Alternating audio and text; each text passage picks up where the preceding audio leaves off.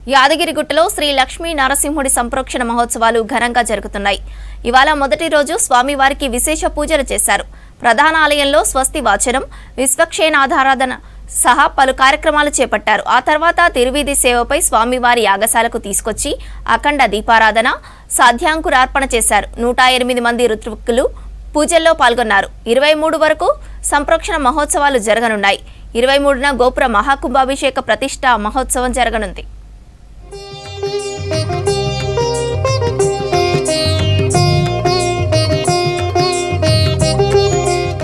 యాదగిరిగుట్ట లక్ష్మీ నరసింహస్వామి ఆలయంలో స్వర్ణ విమాన గోపుర మహాకుంభ సంప్రోక్షణ మహోత్సవాలు అంగరంగ వైభవంగా ప్రారంభమయ్యాయి. సంప్రోక్షణ ఉత్సవాలతో యాదగిరిగుట్టలో ఆధ్యాత్మిక శోభ ఉట్టిపడుతోంది. ఇవాళ ఉదయం స్వామివారికి విశేష పూజలు చేశారు అర్చకులు. ప్రధాన ఆలయంలో స్వస్తివాచనం, విశ్వక్సేన ఆరాధన చేశారు. పుణ్యహావచనం, రక్షాబంధనం, ఋత్విగ్వరణం, వాస్తుశాంతి, నీరాజనం పూజలు నిర్వహించి మహాకుంభ సంప్రోక్షణ మహోత్సవాలు ప్రారంభించారు. ఇది పంచతల గోపురం. పంచతల గోపురాలు విమాన గోపురం బంగారు తాపడం చేసిన ఎక్కడా లేవు ప్రపంచంలో. త్రిదళ గోపురాలు చేశారు చాలా వరకు. ఈ పంచతల గోపురం ఉన్న వాటిని మాత్రం ఎక్కడా చేయలేదు. ఇక్కడ యాదగిరిగుట్టలో చేయడం జరిగింది. ఆ రోజు 23వ తారీఖు నాడు ఎటువంటి ఇబ్బంది లేకుండా, ఎటువంటి భయం లేకుండా రండి. తొక్కిసలాట్లు అటువంటి ఏం భయం ఉండదు. ఇక్కడ అన్ని ఏర్పాట్లు చేసాం. గౌరవ డీసీపీ గారు కూడా మొత్తం శాంతి భద్రతకు సంబంధించి ఎక్కడ తొక్కిసలా జరగకుండా అన్ని ఏర్పాట్లు చూస్తున్నారు. ట్రాఫిక్ కంట్రోల్ చేయడానికి కూడా ట్రాఫిక్ నుంచి కూడా మీటింగ్ తీసుకొని కలెక్టర్ గారు చెప్పినారు. ఏ భయం లేదు, అందరూ వచ్చేయండి. 10 వచ్చేసి 11:54 నిమిషాలకి ఈ కార్యక్రమం జరుగుద్ది. ఈ రోజుల్లో మనం ఉన్నాం కాబట్టి కొన్ని వేల సంవత్సరాల పాటు ఉండే బంగారు గోపురం అది. దాన్ని మీరు అందరూ కూడా ప్రత్యక్షంగా చూస్తే, ప్రత్యక్షంగా పాల్గొంటే, స్వామివారి కృపగా పాల్గొంటే బాగుంటుందనేది దేవస్థానం ఉద్దేశం. ఆ తర్వాత లక్ష్మీ నరసింహుణ్ణి ప్రత్యేక అలంకారంలో ప్రధాన ఆలయం నుంచి తిరువీధి సేవపై యాగశాలకు తీసుకొచ్చి పూజా కార్యక్రమాలు నిర్వహించారు. అఖండ దీపారాధన, సాధ్య అంకురార్పణ, ద్వారతోరణ ధ్వజ కుంభారాధన, అగ్ని ప్రతిష్ఠ, నిత్య హోమం, మూలమంత్ర, మూర్తిమంత్ర హవనం చేశారు. నిత్య పూర్ణాహుతి, నివేదన, నీరాజన మంత్ర పుష్పములు నిర్వహించారు. జలాదివాసాలు, శయ్యాదివాసాలు, ప్రాణప్రతిష్ఠ అనేటువంటి మహా కళాన్యాస హోమాలు జరిగి కుంభాభిషేకం మహావైభవంగా జరుగుతుంది. ఆలయం పక్షాన, అధికారుల పక్షాన, ప్రజల పక్షాన, దాతలు, ఉదారులు అందరూ కూడా ఈ కార్యక్రమంలో పాల్గొంటారు. మా ప్రధాన అర్చకత్వంలో యాదాద్రిలో ఇది 7వ కుంభాభిషేకం మేము నిర్వహింపజేయడానికి చాలా గర్వంగా చెప్పుకోగలుగుతున్నాం. ఇదంతా కూడా మహావైభవంగా జరుగుతుంది. భక్తులకి స్వాగతం, సుస్వాగతం. 108 మంది ఋత్వికుల మంత్రోచ్చరణాలు, వేద మంత్రాలు, మంగళ వాయిద్యాలు, పారాయణాలతో మొదటి రోజు పూజలు అంగరంగ వైభవంగా జరిగాయి. ఇక సాయంత్రం విష్ణు సహస్రనామ పారాయణాలు, ద్వారాది కుంభార్చన, అగ్ని ఆరాధన, మూర్తి మంత్ర హోమాలు, తిరువీధి సేవ నిర్వహించనున్నారు.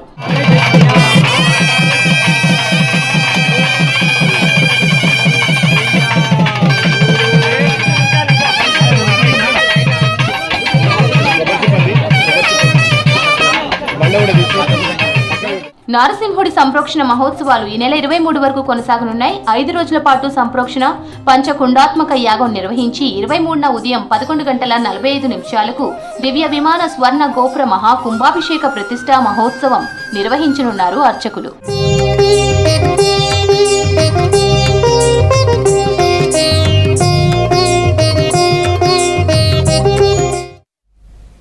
పాఠశాలను విద్యాలయంతో పోలుస్తుంటారు. గురువుని దైవంగా పూజిస్తుంటారు. కానీ ఇక్కడ దేవాలయమే విద్యాలయమైంది.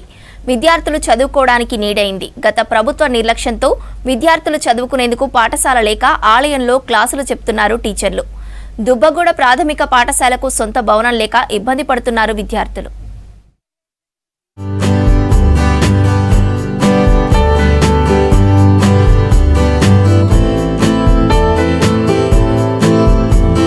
భావి భారత పౌరులను తీర్చిదిద్దేది తరగతి గదులు అనేది నానుడి. కానీ ఇప్పుడు ఇది తరగతి గదులకు బదులు పూరెగుడిసె అనాల్సిన దుస్థితి ఏర్పడింది ఆదిలాబాద్లో. జిల్లా కేంద్రానికి కూతవేటు దూరంలో ఉన్న మావల మండలం బట్టిసవర్గం గ్రామ పంచాయతీ పరిధిలోని దుబ్బగూడలో ప్రాథమిక పాఠశాల భవనం లేక హనుమాన్ ఆలయంతో పాటు పూరెగుడిసెలో పాఠశాల కొనసాగుతోంది. ఇక్కడ 1వ తరగతి నుంచి 5వ తరగతి వరకు 35 మంది విద్యార్థులు చదువుకుంటున్నారు. వీరికి 2 టీచర్లు పాఠాలు చెప్తున్నారు.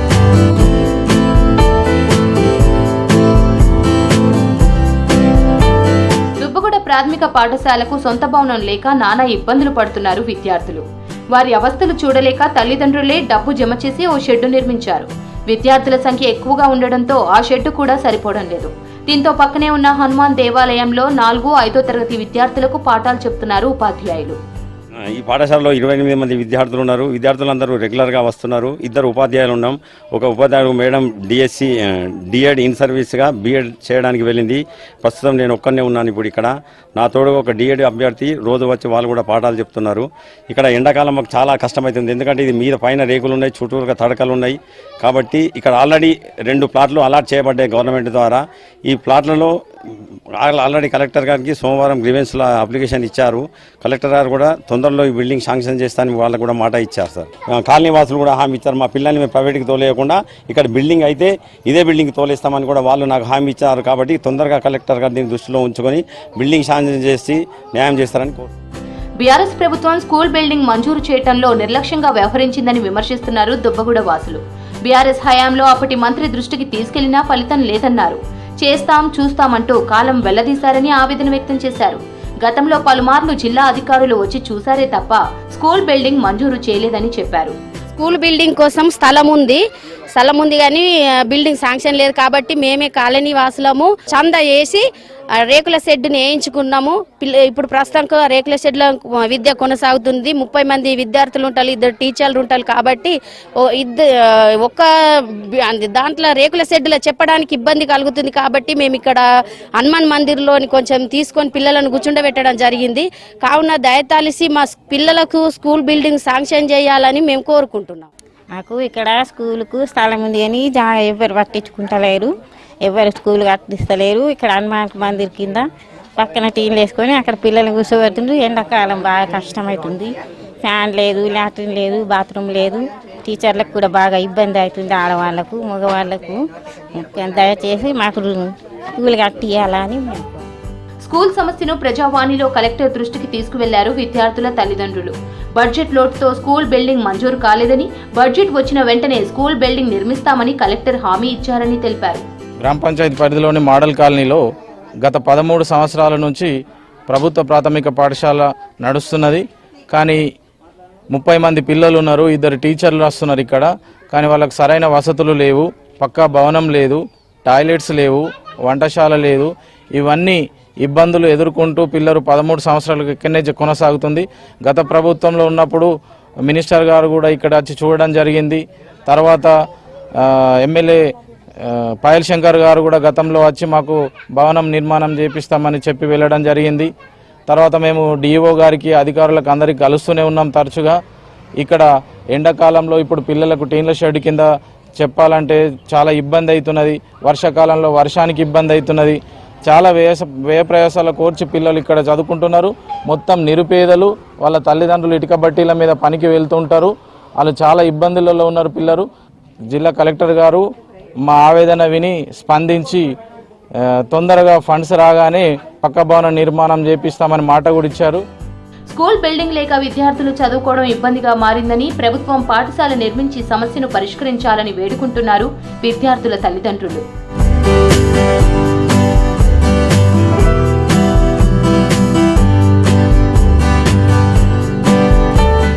పేదల పట్ల కేంద్రం వివక్ష చూపిస్తోందన్నారు ఎమ్మెల్యే కూనంనేని సాంబశివరావు.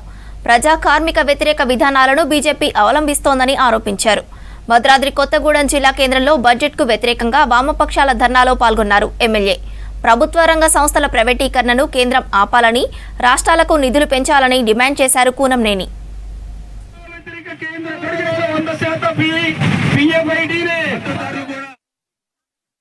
ఇటీవల సుప్రీంకోర్టు న్యాయమూర్తి గారు కూడా సరే ఆయనకి పాపం అవగాహన ఉందో లేదో, న్యాయ వ్యవస్థ లోపలికి వెళ్ళాల్సిన పని లేదు, ఆయన కూడా రైతులకు ఇబ్బంది అవుతుంది అని చెప్పి ఆయన చెప్పారు. ఇక్కడ మనకు కొంతమంది జయప్రకాష్ నారాయణ గారు లాంటి వాళ్ళు ఉంటారు. వాళ్ళందరూ నేను సూటిగా చెప్పదలుచుకుంది ఏంటంటే, దాదాపు ఒక 15 లక్షల కోట్లు నరేంద్ర మోడీ వచ్చిన తర్వాత వాళ్ళు రద్దు చేశారు. వాళ్ళకి భారం ఎక్కువైపోయిందని కార్పొరేట్ సంస్థల 15 లక్షల కోట్లు రద్దు చేశారు. అదేవిధంగా 30% ఉన్నటువంటి ట్యాక్స్ని 28కి తీసుకొచ్చారు. అంటే ప్రతి సంవత్సరం 2 లక్షల కోట్లు వాళ్ళ మీద వాళ్ళకి రాయితీ ఇచ్చారు. ఎన్నిక అందులో మనకిచ్చే సబ్సిడీ ఎంత ఉండదు, 10% కూడా ఉండదు వీళ్ళకి ఇచ్చే వాటిని పోల్చుకుంటే. సబ్సిడీ కానీ పేదవాళ్ళకి ఇచ్చే ఇవి కానీ, అంటే వాళ్ళకి ఇచ్చేది తప్పు పట్టట్లేదు, వాళ్ళకి ఇచ్చేది తప్పు పట్టట్లేదు. పేదవాడికి ఏదైనా ఇస్తే దాన్ని తప్పు పడుతున్నారు.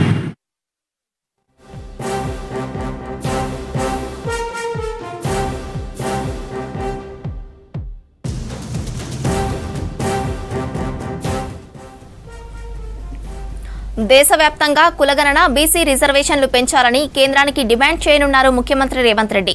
ఈ మేరకు మార్చి 10న అన్ని రాజకీయ పార్టీలను ఢిల్లీకి తీసుకెళ్లాలని నిర్ణయించినట్లు తెలుస్తోంది. సీఎం రేవంత్ అధ్యక్షతన మంత్రుల బృందం కలిసి వచ్చే పార్టీలతో ఢిల్లీకి వెళ్లి ప్రధాని మోదీతో సహా కేంద్ర మంత్రులకు విజ్ఞప్తులు చేయనున్నారు. త్వరలో రాజకీయ పార్టీలకు ముఖ్యమంత్రి రేవంత్ రెడ్డి లేఖలు రాయనున్నారు.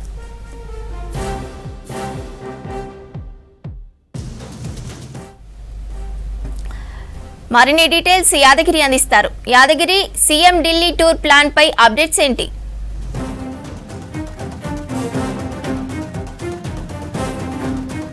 శ్రవంతి, ఇప్పటికే తెలంగాణలో ఈ కులగణనకు సంబంధించినటువంటి సర్వే ప్రభుత్వం చేపట్టింది. అయితే ఇందులో మొదటి దఫాలో చేపట్టినటువంటి ఈ సర్వేలో కొంతమంది పాల్గొనలేదు. సో వాళ్ళ కోసం మళ్ళీ ఈ 10 రోజుల పాటు, అంటే ఈ నెలాఖరు వరకు మరోసారి ప్రభుత్వం అవకాశం కల్పించింది. ఈ సర్వే పూర్తయిన తర్వాత ఈ ఎంతమంది ఉన్నారు, అంటే ఈ బీసీలకు సంబంధించి రాష్ట్రంలో పూర్తి స్థాయిలో ఎంతమంది ఉన్నారు, ఏ క్యాస్ట్కు సంబంధించిన వాళ్ళు ఎంతమంది ఉన్నారు, ఇట్లా ఓవరాల్గా దీని మీద పూర్తి స్థాయిలో ఒక రిపోర్ట్ తయారు చేసిన తర్వాత దీన్ని ఏదైతే మార్చి మొదటి వారంలో ప్రత్యేకంగా రాష్ట్ర కేబినెట్ సమావేశం నిర్వహించి ఈ సమావేశంలో ఈ కులగణనకు సంబంధించినటువంటి రిపోర్ట్ను ఆమోదం తెలిపే అవకాశం ఉంటుంది. అదే వారంలో మార్చి మొదటి వారంలోనే ప్రత్యేకంగా అసెంబ్లీ నిర్వహించి కులగణనకు సంబంధించినటువంటి ఈ సర్వే ఏదైతే చేశారో దీనికి సంబంధించి ఈ అసెంబ్లీలో ఆమోదం తెలిపి దీన్ని కేంద్రానికి పంపే అవకాశం ఉంది. కేంద్రానికి పంపిన తర్వాత అక్కడ మళ్ళీ పార్లమెంటులో కూడా దీన్ని ఆమోదం తెలిపేలా ప్రభుత్వం ఒత్తిడి తీసుకొస్తామని చెప్పేసి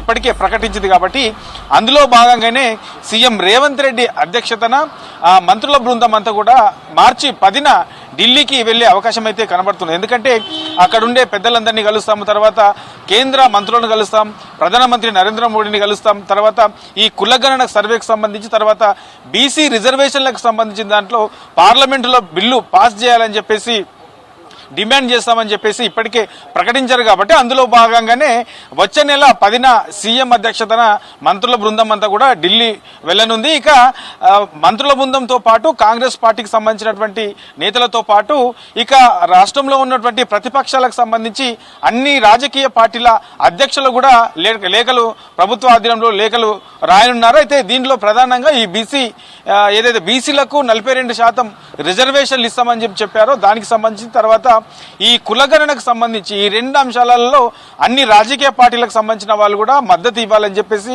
లేఖలు రాయన్నారు. తర్వాత మార్చి 10న సీఎం అధ్యక్షతన ఏదైతే ఢిల్లీకి వెళ్లాలనుకుంటున్నారో నిర్ణయించారో ఆ ఢిల్లీకి అన్ని పార్టీల అధ్యక్షులు కూడా రావాలని కోరే అవకాశం ఉంటుంది. ఎందుకంటే అక్కడ ఉండే పార్టీ పెద్దలతో పాటు ఇక మిగతా పార్టీలకు సంబంధించినటువంటి నేతలను కూడా కలిసి ఈ 2 బిల్లులకు సంబంధించిన దాంట్లో మద్దతు తెలపాలి. తర్వాత పార్లమెంటులో ఈ బిల్లులు పాస్ అయ్యే విధంగా మీరందరూ కూడా మద్దతు తెలపాలని చెప్పేసి కోరుతామని చెప్పారు. కాబట్టి అందులో భాగంగానే ఢిల్లీకి వెళ్లనున్నారు. ఇక మార్చి మొదటి వారంలో ఏదైతే ఈ పార్లమెంటు సమావేశాలు ప్రారంభమవుతాయో ఈ పార్లమెంటు సమావేశంలోనే ఈ బిల్లులు పెట్టాలి, వీటిని ఆమోదం తెలిపే విధంగా మిగతా పార్టీలకు సంబంధించినటువంటి ఎంపీలు కూడా మద్దతు ఇవ్వాలని చెప్పేసి అన్ని రాజకీయ పార్టీలతో పాటు ఈ ఏదైతే ఈ సెంట్రల్లో ఉన్నటువంటి ప్రభుత్వం ఉన్న బీజేపీ ప్రభుత్వం ఉందో బీజేపీ నేతలను కూడా కలిసే అవకాశం అయితే ఉంది. కాబట్టి అందులో భాగంగానే ఈ మార్చి 10న ఈ సీఎం అధ్యక్షతన ఢిల్లీ వెళ్లనున్నారు. సో మొత్తానికి ఈ బీసీలకు సంబంధించి కాంగ్రెస్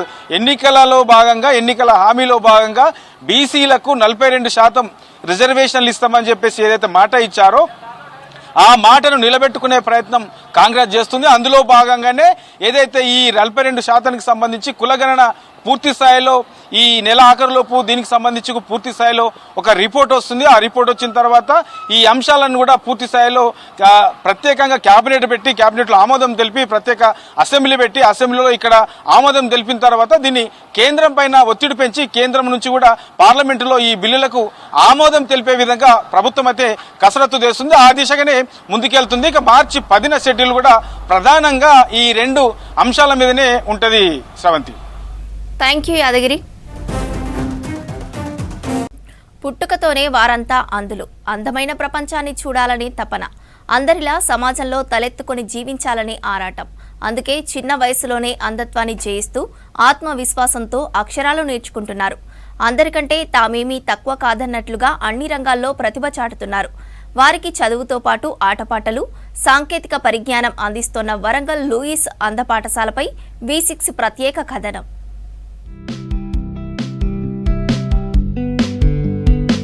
వరంగల్ జిల్లా కేంద్రంలోని లూయిస్ అంధ పాఠశాల కళ్ళులేని విద్యార్థుల జీవితాల్లో వెలుగులు నింపుతుంది. ఖిలా వరంగల్కు చెందిన నలిమెల కుమారస్వామి ఏర్పాటు చేసిన ఈ స్కూల్లో అంధులు విద్యాబుద్ధులు నేర్చుకుంటున్నారు. పుట్టుకతోనే చూపులేని కుమారస్వామి హైదరాబాద్లోని అంధుల పాఠశాలలో విద్యాభ్యాసం పూర్తి చేశారు. ఆ తర్వాత ఉద్యోగం సంపాదించి తన వేతనంలో కొంత అంధులకు, మానసిక వికలాంగుల కోసం ఖర్చు చేశారు. చివరకు తన కూతురు కూడా అంధురాలు కావడంతో గుడ్డివారైన పిల్లలకు చదువు నేర్పించాలని సంకల్పించి వరంగల్లో అంధ పాఠశాల ఏర్పాటు చేశారు. తన వేతనంతో పాటు దాతల సహకారంతో అంధులకు అన్నీ తానే నిలిచారు.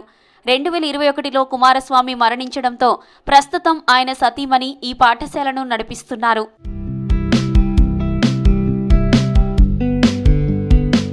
మొదట్లో ఈ పాఠశాలలో చదువు చెప్పి పిల్లలను ఇంటికి పంపేవారు. క్రమంగా స్కూల్ నుంచి ఇంటికి వెళ్లడం ఇబ్బందిగా మారడంతో విద్యార్థుల కోసం ఆశ్రమం ఏర్పాటు చేశారు కుమారస్వామి. 2011లో లూయిస్ ఆదర్శ పాఠశాల స్వచ్ఛంద సంస్థను ఏర్పాటు చేసి అంధ విద్యార్థులకు ఆశ్రయం కల్పించారు. ప్రస్తుతం ఈ స్కూల్లో 28 మందికి చదువు చెబుతున్నారు. విద్యాబోధనతో పాటు కంప్యూటర్ టైపింగ్, పాటలు, మిమిక్రీ, చెస్ వంటి ఆటలు కూడా నేర్పిస్తున్నారు. నర్సరీలో ఇక్కడికి రావడం జరిగింది సార్. అంటే నాకు చిన్నప్పుడే పేరెంట్స్ లేరు సార్. సో మా పిన్ని బాబాయే దగ్గర నేను పెరిగాను సార్. సో నర్సరీ నుంచి ఇప్పుడు డిగ్రీ వరకు నేను ఇక్కడే చదువుతున్నాను సార్. జూడోలోనూ ఇక్కడి అంధ విద్యార్థులు సత్తా చాటుతున్నారు. కళ్ళు లేకపోయినా పాటలు, ఆటల్లో ప్రతిభ చాటుకుంటున్నారు విద్యార్థులు. మిగతా వారికి తామేమీ తక్కువ కాదని నిరూపిస్తున్నారు. ఈరోజు చూసుకున్నట్లయితే ఆంధ్రప్రదేశ్ మరి చాలా ముందుగా పోతా ఉంది. ఏమంటారు తమ్ముళ్ళు? చిట్టి చిలికమ్మ అమ్మగొచ్చింది. అది ఏం పాపం చేసిందండి? ఒక పండు తీసుకొచ్చింది, గూట్లో పెట్టింది. ఇది చెప్పా కనీసం ఈ రాష్ట్రంలో చిట్టి చిలకమ్మకు దెబ్బ తాకితే ట్రీట్మెంట్ చేయించే సౌకర్యము లేదు. రాహిని మాత్రం కంటే దేవుడు కనరాడు, దేవుని మాత్రం కంటే దేహం కనరాదు. హరిని తలుచుట హృదయము నేడు, హరుని తలుచుట తెరగదులే. అక్షరం తెలిసిన నోరు పంచ అక్షరం పలకదులే. వంకర కన్నుల మీరు శంకర కింకరులు. అంధులకు విద్యను అందించాలనే లక్ష్యంతో తాను స్కూల్లో టీచర్గా చేరానంటున్నారు ఉపాధ్యాయురాలు మానస. తాము పాఠాలు చెప్తే విద్యార్థులు బ్రెయిలీ లిపిలో రాస్తారని, చదువుతారని చెప్పారు. అంధ విద్యార్థులు టెక్నాలజీ వెనుకపడద్దనే ఉద్దేశంతో వారికి కంప్యూటర్ విద్య కూడా అందిస్తున్నారు టీచర్లు. నాకు ఇక్కడ చేయాలి అని అనిపించింది. సో నేను ఇక్కడ చేస్తున్నాను. నాకు పిల్లలు కూడా మంచిగా రెస్పాన్స్ ఇస్తారు. పిల్లలు కూడా టాలెంట్ పర్సన్స్. ఏది చెప్పినా కానీ గ్రాస్పింగ్ పవర్ బాగుంటుంది. మేము ఇక్కడ మొత్తం నార్మల్ స్కూల్ లాగానే స్టేట్ సిలబస్ చెప్తాం సార్. కాకపోతే రాయడం మాత్రం వాళ్ళు బ్రెయిలీలో రాస్తారు. మా దగ్గర ఏంటంటే పిల్లలు వచ్చేసి జూడో ఆడతారు, చెస్ ఆడతారు, క్రికెట్ ఆడతారు. జూడో వచ్చేసి 2016లో మన స్కూల్ తరపు నుంచి 8 మందిని పంపించినాం. దాంట్లో ఒక అబ్బాయి దేవ 2016లో సిల్వర్ మెడల్ వచ్చింది. అదేవిధంగా పోయిన సంవత్సరం కూడా మేము ఒక 8 మంది పిల్లల్ని పంజాబ్ అమృత్సర్ పంపించినాం. దాంట్లో 2 పిల్లలకి బ్రాంజ్ మెడల్ వచ్చినాయి. పిల్లల్ని చెస్లో కాంపిటీషన్ వచ్చేసి 2016 పూణే పంపించినాం. మళ్ళీ 1 ఇయర్ క్రితం కూడా ఇక్కడ ఏలూరు ద్వారకా తిరుమల కూడా పంపించినామండి. కుమారస్వామి మరణించిన దాతల సహకారంతో పాఠశాల నడిపిస్తున్నామని చెప్పారు నిర్వాహకులు. చదువుతో పాటు అన్ని రంగాల్లో విద్యార్థులు రాణించేలా శిక్షణ ఇస్తున్నామన్నారు. కళ్ళు లేని పిల్లలకు మరింత సేవ చేసేందుకు తమ వంతు కృషి చేస్తున్నామని చెప్పారు. నలిమెల కుమారస్వామి తను కూడా ఒక బ్లైండ్. తను స్టడీ అంతా హైదరాబాద్లో అయిపోయింది. స్టడీ అయిపోయాక వరంగల్ వచ్చినాక పెళ్ళయింది. తర్వాత పాప పుట్టింది. పాప పుట్టినాక కూడా తను కూడా ఏంటంటే బ్లైండ్. కరోనా టైంలో సార్ చనిపోయిండు. చచ్చిపోయినాక పిల్లలు అంత ఆగమవుతారు కదా అని ఒక ఆన్లైన్ క్లాస్ పెట్టిన. గవర్నమెంట్ ఎలాంటి ఫండ్స్ లేవండి, ఏది ఉన్నా దాతలతోటే నడుస్తుంది. మనకి గవర్నమెంట్ నుంచి ఎలాంటి ఫండ్స్ రావు. దాతల సహకారంతో అందుల పాఠశాల నడిపిస్తూ అన్ని రంగాల్లో విద్యార్థులను తీర్చిదిద్దుతున్న పాఠశాల నిర్వాహకుల కృషి అభినందనీయం. అందుల పాఠశాలకు ప్రభుత్వం చేయూతనివ్వాలని కోరుతున్నారు పాఠశాల నిర్వాహకులు. ఆస్తులు పోగు చేసుకోవాలని ఆరాటపడుతున్న నేటి సమాజానికి భిన్నంగా తనకున్న ఆస్తులు, కష్టార్జితాన్ని సేవా కార్యక్రమాలకు విరాళంగా ఇస్తున్నారు ఓ పెద్దావిడ. నిరుపేదలు, అనాథలకు లక్షల రూపాయలు డొనేట్ చేస్తున్నారు. చివరకు సొంతింటిని కూడా అధికారులకు అప్పగించారు. 8 పదుల వయసులోనూ సేవా దృక్పథంతో ఎంతో మందికి స్ఫూర్తిని కలిగిస్తున్నారు నిజామాబాద్ జిల్లాకు చెందిన రిటైర్డ్ టీచర్ గుర్రాల సరోజనమ్మ.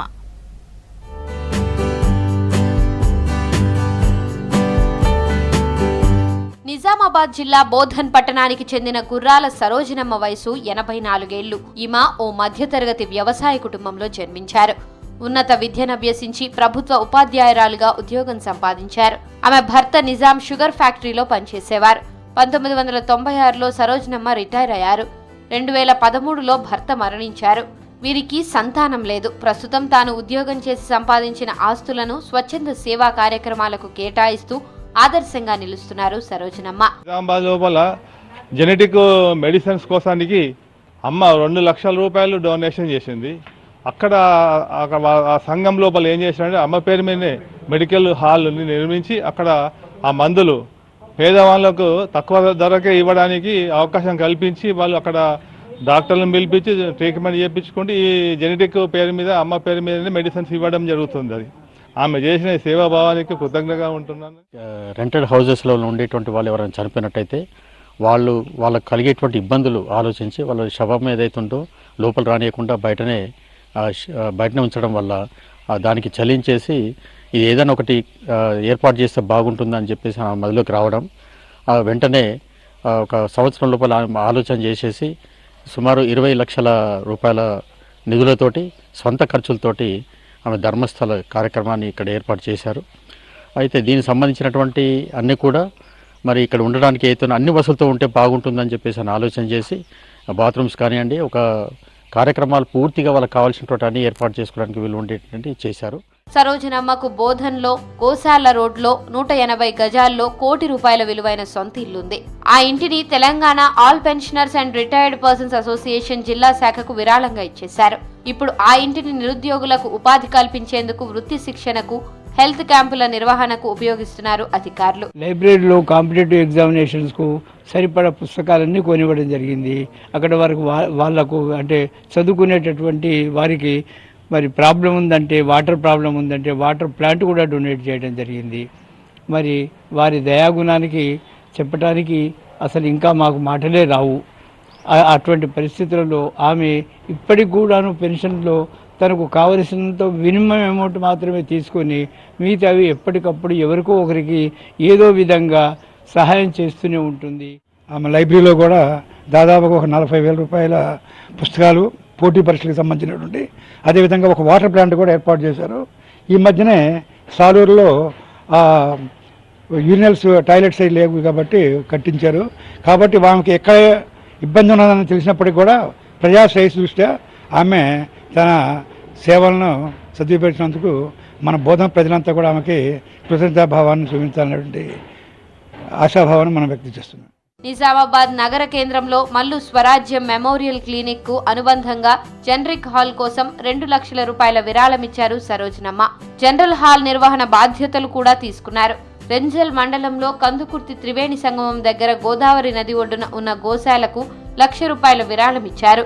అలాగే పోటీ పరీక్షలకు ప్రిపేర్ అయ్యే వారి కోసం ₹20,000 విలువైన పుస్తకాలను స్థానిక గ్రంథాలయానికి అందించారు సరోజనమ్మ. మరణానంతరం తన శరీరాన్ని మెడికల్ కాలేజీకి అప్పగించాలని దానపత్రం కూడా ఇచ్చారు సరోజనమ్మ. ఈ కిరాయి హౌజెస్ లో ఉన్న వాళ్ళని చనిపోతే కనీసం ఇంట్లో ఉండనేయకుండా బయట పెట్టేవాళ్ళు. అటువంటిది కొంతమంది పోస్ట్ మార్టం హాల్ నుంచి పోస్ట్ మార్టం హాల్ దగ్గర నుంచే పెట్టి శ్మశాన వాటికలకు తీసుకొచ్చి చేసుకునే స్థితి లేని వాళ్లకు అమ్మ చెల్లించి తను ₹20 లక్షల పెట్టేసేసి మన హిందూ శ్మశాన వాటిక పక్కన ₹20 లక్షల పెట్టి ఒక హౌస్ కట్టించారు. ఆ హౌస్లో అన్ని సదుపాయాలు ఉన్నాయి, ఎన్ని రోజులైనా ఉంచుకోవచ్చు. అందులో ఫ్రీజర్స్ పెట్టారు, అన్నీ పెట్టారు. ఇటువంటి ఉత్తమ సేవ చేసినందుకు మన గవర్నమెంట్, తెలంగాణ గవర్నమెంట్, ఆటా వాళ్ళు, గవర్నర్ గారు సన్మానించడం అనేది ఉచితమైనది. ఆమెకు మిగిలింది ఒక రాష్ట్రపతి అవార్డే మిగిలింది, అది కూడా వస్తుందని చెప్పి మేము ఆశిస్తున్నాం. పొట్టకూటి కోసం పల్లెటూర్ల నుంచి పట్టణాలకు వచ్చి అనుకోకుండా మరణిస్తే అక్కడే అంత్యక్రియలు చేసేందుకు ఇంటి యజమానులు, కాలనీవాసులు అనుమతించారు. అలాంటి వారి కష్టాలను ప్రత్యక్షంగా చూసిన సరోజనమ్మ వారి కోసం బోధన్లో ధర్మస్థలిని నిర్మిస్తున్నారు. చెక్కి చెరువు పరిసరాల్లో ఉన్న శ్మశాన వాటిక ప్రహారీకి ఆనుకుని 20 లక్షల ఖర్చుతో ధర్మస్థలం నిర్మిస్తున్నారు. ఆ భవనంలో ఫ్రీజర్, కరెంట్, త్రాగునీరు, మరుగుదొడ్లు ఏర్పాటు చేయనున్నారు. త్వరలో ధర్మస్థలిని ప్రారంభించేందుకు ఏర్పాట్లు చేస్తున్నారు. 63లో అపాయింట్ అయ్యాను సత్యనారాయణపురంలో. రిటైర్ అయ్యేమో సాలూరు క్యాంపుల్లో రిటైర్ 96లో. అక్కడ ఆవులు నీళ్ళల్లో అసలు తెల్లవార్లు నీళ్ళల్లోనే ఉంటున్నాయి, అందుకని అక్కడ కట్టించాను. వాళ్లకు ఒక నెలగా సరిపోయే ఖర్చులు కూడా నేను ఇస్తున్నా. పోయిన వాళ్ళకి మెడికల్ బిల్స్ నేనే కట్టాను. ఇంట్లోకి రానియను, మా చెల్లెలు భర్తనే ఉన్నాడు, ఇంట్లోకే రానియలే, రోడ్డు మీదే పడుకోబెట్టారు, అక్కడ కూడా ఉండనియలే. ఇక అందుకని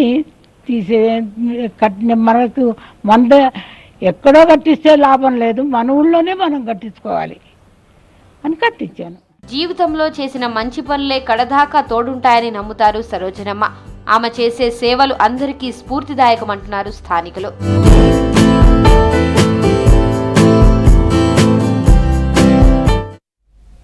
ఇవి bulletin update. Stay tune to V6 news.